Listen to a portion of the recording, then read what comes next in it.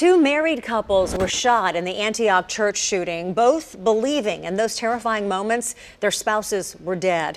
News 4's Rebecca Cardenas has been covering the Emmanuel Sampson trial all day today. She joins us now live from the courthouse. Rebecca, we heard some emotional stories from all four of these people today.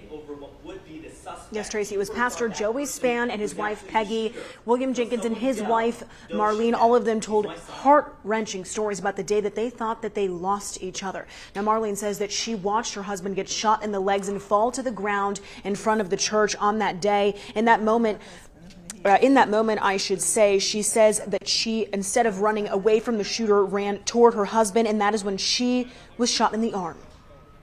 He has killed him, and he might as well kill me too. Inside the church, Peggy Spann watched a bullet make a hole in her husband's dress coat. He yelled, "He's killed me," as he slid to the ground. He looked at me and said, "I'm dying." And I'm slightly hysterical after that statement.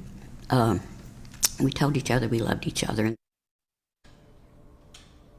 Now, Sampson, of course, in the courtroom all day today, remained mostly emotionless as he listened to nearly 20 witnesses testify about that day. You'll remember that the state is seeking life without parole in this case. Tom, Tracy. Well, Rebecca, we also just heard from the brave man who stopped the shooter that day.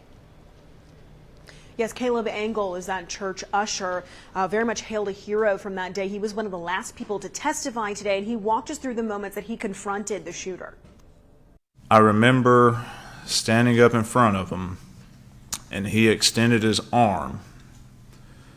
And the only thing I can remember is I just shoved my left arm out in front of him. And then I heard a gunshot. And we had stood there for what seemed like an eternity.